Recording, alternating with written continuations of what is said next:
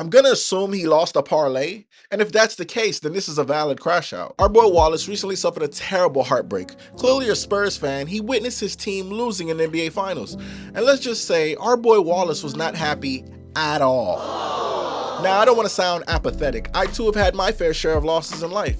Case in point, I'm losing my time to talk about Wallace, who is a sore loser. The video captures Wallace just randomly attacking a crowd of Knicks fans, just to remind you that although his team may have lost, he's not going out that easily because he's still in the game. But see, the thing is, Wallace isn't throwing baskets, he's throwing fists. And if you or I were there and we just happen to be wearing Knicks jerseys, I'm certain Wallace would show his affection by lunging at us fist first. Now, let me make this clear. I am not a violent person, but Wallace, I may just have to break out this imaginary black belt that I just conjured up in my mind because quite frankly, I don't want you touching me, bro. But let's talk about some of the nonsense that was going on as this was taking place. First things first, were you really trying to fight the whole New York? Seriously? Brother, you got a better chance of fighting the whole state of Ohio, but New York? Are you out of your mind? That's the place that birthed Spider-Man. What the fuck? You've made me hyper aware that I'm lacking your confidence. If my team loses, I'm catching a cab back to the hotel so I can cry about it. The other day, I decided to have dessert before eating my dinner, and I considered myself a rebel.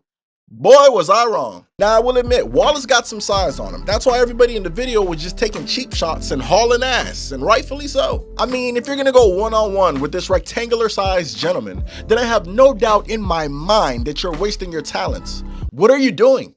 Pick up the phone and call UFC. By the way, I don't know who let their uncle out the house, but not only do you look ridiculous in a viral video, you were totally ignored. Wallace doesn't even know you exist. And why are you so angry? Like, I understand if Wallace might have attacked you prior, but I guess in your mind, you're not letting some random Spurs fan come to your city and act like he run the place. Oh, my bad, OG. I had no idea you were one of New York's henchmen.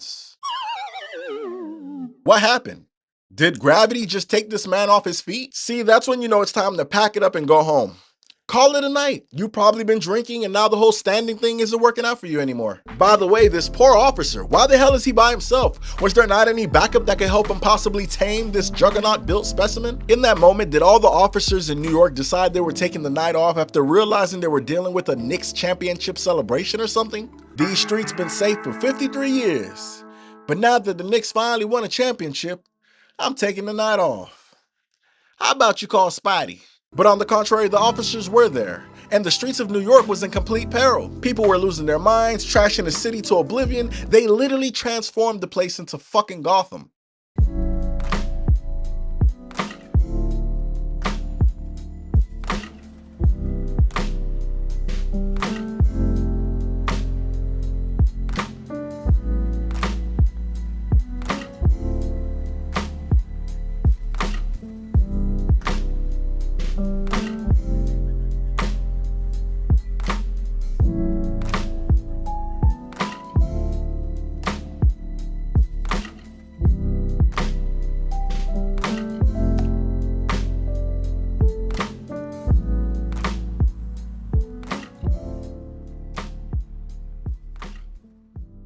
And unfortunately, 10 officers got injured, 63 people got arrested that same night. Keep in mind, Wallace was willing to go against all these people. I think it's completely accurate for me to say that our boy Wallace is built different. At the time of me recording this, New York just celebrated a victory parade for the Knicks, and apparently they had to deploy more than 10,000 NYPD officers. And yeah, I think that's a pretty good call. Imagine how many Wallaces they had to control out there.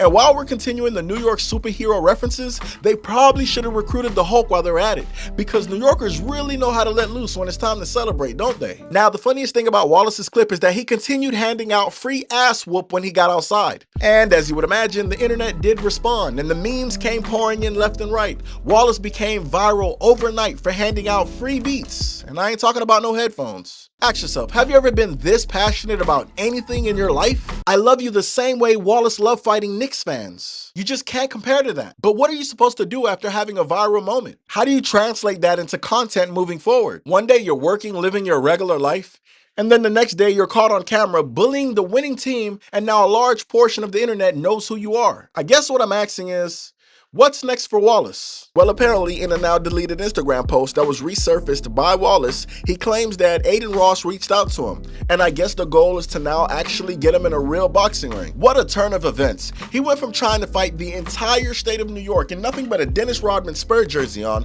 to potentially hitting the main stage. Wow, I guess dreams really do come true.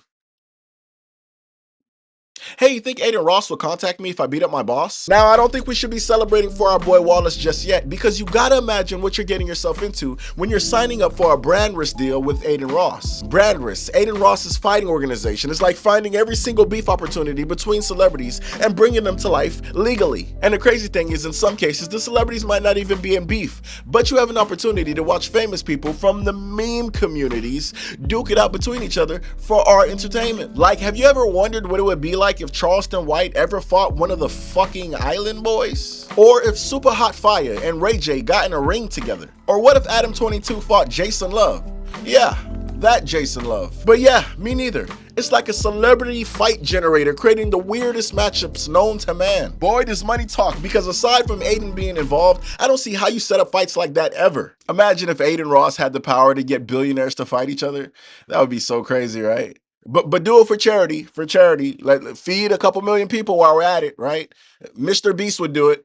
But hey, who am I to judge? At the end of the day, the bills gotta get paid. And if that means getting your shit stumped in by No Neck Jay, how could I ever blame you? But it almost makes me wonder, who is going against the Wallace? What, is he gonna go against Logan Paul or something? Which, by the way, he already stated he would do for free because of what Logan Paul has done to the Pokemon community. And I think he's referring to Logan Paul recently getting backlash for collecting Pokemon cards aggressively for the sake of financial gain rather than actually being a true card collector. Logan and his gang went around the world in 80 days to everyone who's a Saudi prince and all these Saudi guys and told them how this is the new thing and everyone should be collecting this and this is art. And they told them all to invest in Pokemon cards. And they are destroying the market. And he's making this an impossible hobby to get into now. Who wants to buy a $150,000 Mewtwo? He's willing to throw himself into the fray and fight a multi-million-dollar Paul for free, he says. All in the name of the Pokemon community. My fucking Bulbasaur thanks you. Once again, this is proof that Wallace's love is unlike anything you have ever witnessed,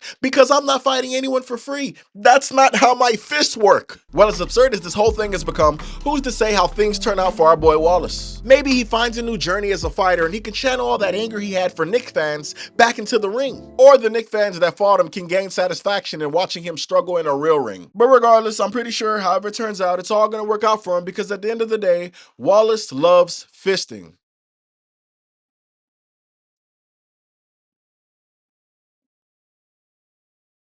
And if you have to fight an entire state, how about we leave New York alone, please? Because, I mean, you're not fighting the fucking Avengers. There's like about 3 people out in Wyoming, and chances are they'll declare you the winner long before you even lift a finger. But yeah, catch you later.